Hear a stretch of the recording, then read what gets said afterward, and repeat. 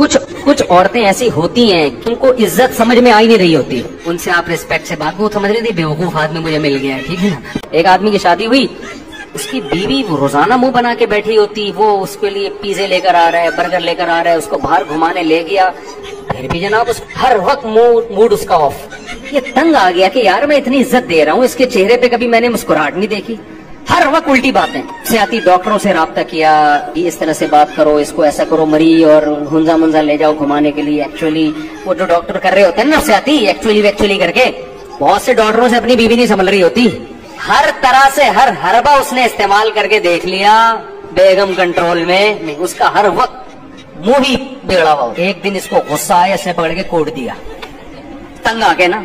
जब कूटा है तो थोड़ी देर तो हाँ हुआ, रोना धोना हुआ, उसके बाद बेगम नहा धो के आई, बड़े बंठन के बैठी हुई है, बहुत अच्छे मूड उसके ना। ये हैरान यार, अब तो मेरा ख्याल था शायद तलाक तक नौबत आएगी, लेकिन यहाँ तो पूछा कि भाई आज तुम्हारा मूड इतना अच्छा क्यों है। उसने कहा देखो हमारे खानदान में औरतें बाप दादा से पिटती भी आ रही है। अल्लाह, मैं बहुत अरसे से पिटी नहीं थी, अब पिटी हूं तो मुझे थोड़ा सा अपनाइए से आपके अंदर महसूस हुई है, मुझे लगा आप भी मर्द हो। ये मैं मजाक कर रहा हूँ, अल्लाह का वास्ता ऐसा ना औरतों को कूटना पीटना शुरू कर दो जाके। ये ऐसे घरानों से आई होती हैं कि उनसे इज्जत से बात करो तो समझ में नहीं आता।